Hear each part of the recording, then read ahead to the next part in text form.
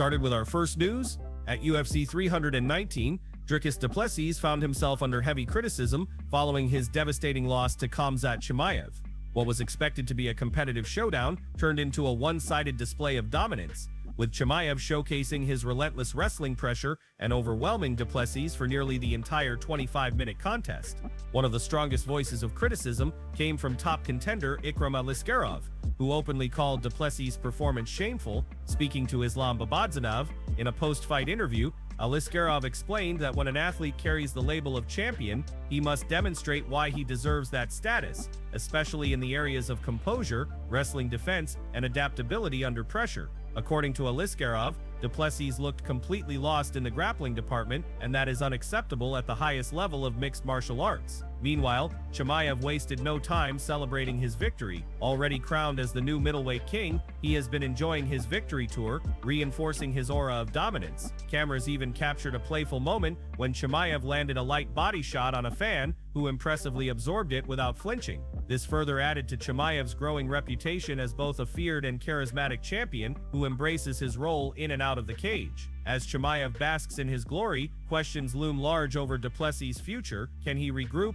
make adjustments, and climb back to the top of the division? His coach remains optimistic, insisting that with proper training and renewed focus, du Plessis can stage a comeback. However, not everyone shares the same confidence. On the Anik and Florian show, former UFC champion Dominic Cruz provided a brutally honest assessment of du Plessis' performance and his prospects moving forward. Cruz highlighted that the most glaring issue was du Plessis' complete lack of offensive attempts from the bottom position. He emphasized that in modern MMA, when a fighter is taken down, the responsibility is not only to survive or escape, but also to generate offense, even from disadvantageous positions. Cruz broke down the fight further, pointing out that du Plessis failed to chain together meaningful reversals, submissions, or transitions. He wasn't attempting single-leg takedowns, double legs, or scrambling into front headlocks. Instead, his only focus seemed to be getting back to his feet, which made him predictable and allowed Chimaev to smother him with constant pressure. In Cruz's view, this type of purely defensive approach will never work against elite wrestlers. Champions must be dangerous even when pinned, or they will continue to be dominated by grappling-heavy fighters. Looking back,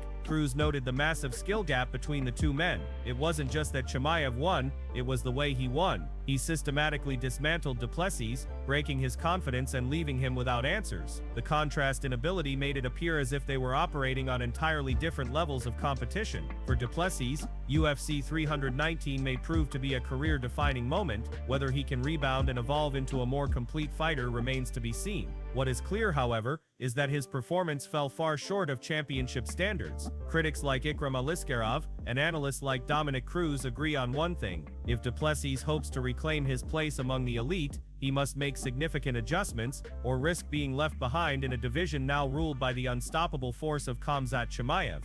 Moving to our next news.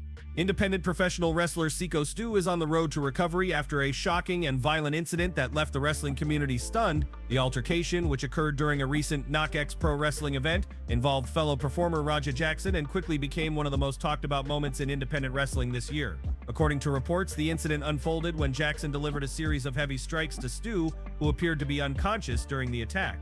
The disturbing nature of the assault drew immediate concern from fans and wrestlers alike, as many feared for Stu's life.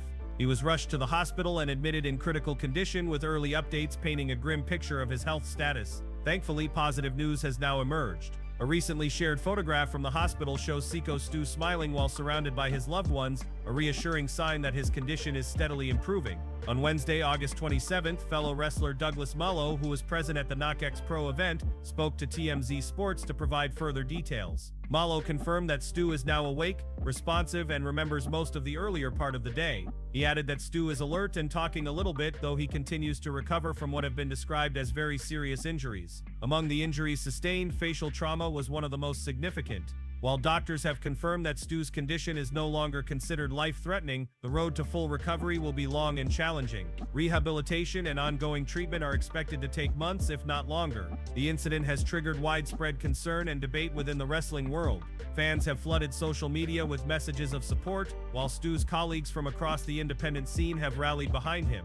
A GoFundMe campaign has also been launched to help ease the financial burden of mounting medical bills and to support his family during this difficult time. Early contributions reflect just how deeply the wrestling community cares for Stu's well-being. Meanwhile, Raja Jackson has faced mounting criticism for his role in the altercation. In response, Jackson publicly defended himself, claiming that the responsibility for the violent incident did not fall solely on him.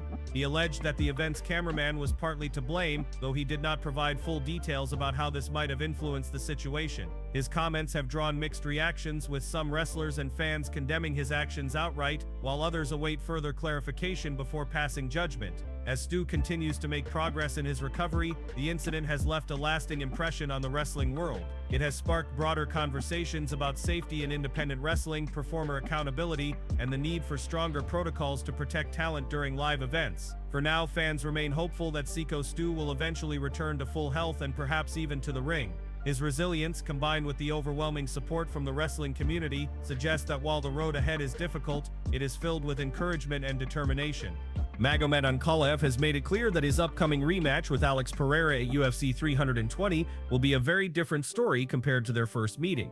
Scheduled for October 4th, this highly anticipated clash has fans buzzing, and Ankalaev is brimming with confidence as he looks to make a definitive statement inside the octagon. Ankalaev explained that history is on his side when it comes to rematches. He pointed out that statistics have consistently shown a dangerous pattern for his opponents. Fighters who face him a second time rarely walk away victorious. In his view, the advantage lies in his ability to study tendencies, recognize weaknesses, and then exploit them with ruthless efficiency. According to him, the second fight will not only be easier, but also far more dominant, as he now has a complete understanding of Pereira's style. When asked about his strategy, Ankalaev emphasized his versatility. He assured fans that no matter where the fight goes, he is fully prepared. If the contest demands heavy wrestling and grappling exchanges, he has the skills and strength to control the ground game. On the other hand, if Pereira chooses to keep the fight standing, Ankalaev is equally confident in his striking arsenal. In his words, there will be no problems in any area of the fight. He even suggested that he may not pursue a takedown at all, simply because Pereira will be expecting it. For Ankalaev, that anticipation is an opportunity, an advantage that allows him to dictate both the rhythm and the direction of the battle. Beyond just strategy, Ankalaev expressed his desire for this fight to be free of excuses. He made it clear that he wants Pereira to enter the cage at 100% fitness and preparation. In their first meeting, many discussions revolved around whether Pereira was at his best, with some questioning his condition and readiness. Ankalaev wants no such distractions this time. His message is simple: no talk of injuries, no claims of poor preparation, and no controversy once the fight is over. He wants Pereira in peak condition so that when the final bell rings, the result will speak for itself. For Ankalaev, this fight is not just about winning, it's about proving a larger point. He strongly believes that opponents who choose to face him a second time are making a grave mistake. His track record demonstrates his ability to make key adjustments, use his fight IQ, and break down an opponent more effectively in a rematch. In his mind, he is always a more dangerous fighter the second time around, and this bout against Pereira will be no exception. As October 4th approaches, the stakes could not be higher. UFC 320 is shaping up to be one of the year's most electrifying events, and Ankalaev is determined to showcase not only his skill but also his dominance. For him, victory isn't enough. He wants to leave no doubt, no excuses, and no debate. Facing Magomed Ankalaev in a rematch, as he warns, is nothing short of a nightmare. Moving to another news, former UFC champion and current analyst Daniel Cormier has openly pushed back against recent comments made by Khabib Nurmagomedov regarding a potential clash between Ilia Topuria and Arman Tsarukyan. Khabib, widely regarded as one of the greatest fighters in mixed martial arts history, recently gave his prediction on how a fight between the reigning featherweight champion Ilia Topuria and rising lightweight contender Arman Tsarukyan might play out. According to Khabib, Tsarukyan would hold a massive advantage, claiming that he would defeat Topuria 80% of the time. In his view, Tsarukyan's wrestling, pace, and all-around skill set would be too much for Topuria to handle. However, Daniel Cormier strongly disagreed with this assessment, calling Khabib's prediction not only exaggerated but crazy. In a breakdown on his YouTube channel, Cormier emphasized that giving such a dominant percentage in any fight, especially at the highest levels of the UFC, is highly unrealistic. 80 mixed 20 is crazy. Come on, man, Cormier said with conviction. He explained that in mixed martial arts, particularly at championship level, no fighter should be seen as such a heavy favorite unless they have a track record of complete dominance without defeat. He pointed out that historically, only fighters like Khabib Nurmagomedov himself and Jon Jones could ever be given that kind of statistical edge, because both went through the majority of their careers without suffering a single defeat. Cormier then drew attention to the fact that Topuria, despite being young and relatively new at the elite level, has shown incredible skill, composure, and finishing ability inside the octagon. He remains undefeated, which makes the suggestion that Tsarukyan could beat him 8 out of 10 times questionable. In fact, Cormier highlighted that Ilia's unique blend of striking precision, knockout power, and underrated grappling makes him one of the most dangerous fighters in the UFC today. While respecting Khabib's legacy and knowledge of the sport, Cormier insisted that such a lopsided prediction undervalues Topuria's talent. "I don't believe that for 1 second," Cormier said firmly. "There isn't a guy in the world that I believe is going to beat Ilia Topuria 8 out of 10 times. That's just not how fighting works." Cormier's disagreement also highlights an important truth about MMA: unpredictability is the essence of the sport. Even the most dominant champions have found themselves stunned by underdogs. Styles make fights, and outcomes can change in an instant with one perfectly timed strike or a single mistake. For that reason, giving any fighter such an overwhelming statistical advantage is risky, no matter how talented they are.